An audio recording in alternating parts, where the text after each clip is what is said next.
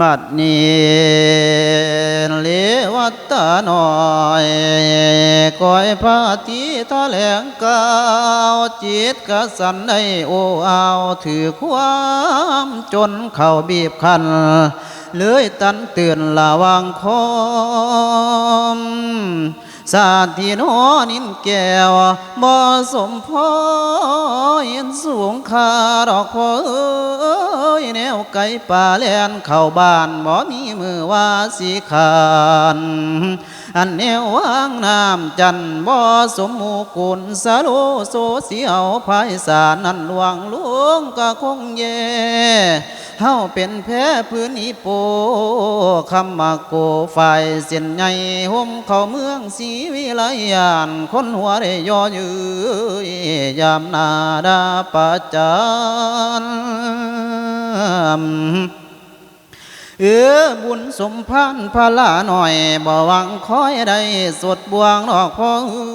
สมแต่หอยกีบกีที่เขาทิมอยู่ฟังมูลทึนบ่มีขายค่าหายืมคนก็จนยากเขาเป็นเสือภายบ้านบ่หานสู่ดอกไฟเมืองแสงตะเกียงกับไฟฟ้ามันไกลกันคนละลูกสู่ของเฮาบ่เข้าข้างแม่นแทงล้วนถึกแต่ทนเฮาเคยนอนสาดผืนโม่หมุนมอนเฟื่องเลี้ยงหัวจอยยาไปหวังรอคอยว่าอยากนอนฝูกนมมันหมอนแก้วตีแซวคำอันแนวสิ้นกะดำกะสีสมตั้งแต่มือบ่คือสวมนกกะเจ้าทุกกะอยู่รอกพอเฮากินปลาแดกกีฬาละคอยทาสุปมาเขืออย่าหวังคอยไปกินเนื้อพัดมันบานผู้อื่นดอกพอยังคอยยำคอยเกือนกินปลาแดกเครื่องข้าวหมูยังสิหูว่าลดหวานเฮาเป็นสวมจันทานอยู่ใกล้บ้านอยู่ตามป่าดอกหิมโดงสิไปหลวงสังฆกรรมห่วมพวกพามจังใดได้เพิ่นเป็นใหม่เฮาเป็นฝ่ายตามเป็นผื่นแผ่ลายบ่เป็นก้าวดอกพอไงไม่ก็อยู่รอสวนใหม่ฝ่ายก็อยู่นอส่วนฝ่ายอย่ามาเกี่ยวดอกเกี่ยวไม่ไม่ก็อยู่แต่ส่วนไม่อย่าไปหวามดอกสุ่มเห็นมันสิเขินคือเดียนห่างกันนอกับฟ้าแขนขามีให้สู้หัวมีฟังตามีเบิ่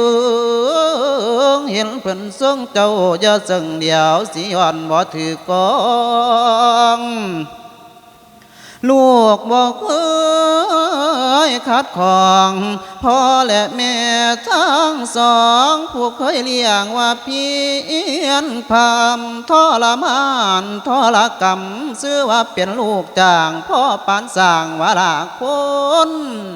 ชีวิตโจรแสนโจรถูกบ่มีเสื้อผ้าฟ้าเฮือนนี้พ่อลีอยู่พักอีตูพ้นกอกเหียนเก็บใส่แกงอ้อมหน่อไม้สิไข่บางกว่าพ่อเอ้ยลูกบอกเคยไก่ขางสองพระพรหมถนอมเลี้ยงดอกพ่อถือขอกินผีอีกน้อกินเกลืออยู่กับพ่อแม่เท่าอย่ามาเว้าว่าให้ไปลูกเป็นเสื้อสาไทยบ่ยอมไปเป็นพาวขอนอนหนาวไปตามวางเมื่อชีวิตลูกอับปางคำขาดพ่อแม่สนแม่นทนใดกะบ่ดีละคนในเมืองสวัสดิ์ที่นี่ผู้เขามีเงินล้านดูถูกเขาจันทานกายหน้าบ้านเพิ่นกะดา ขอพระไทยพ่อมีดาที่หวังดีต่อตัวลูกในเถื่อนี้แต่ว่าเรวัตตาไปบ่ได้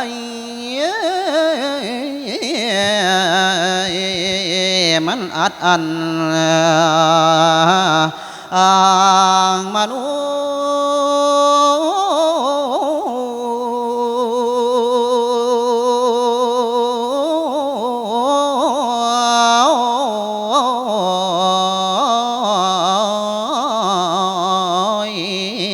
นอ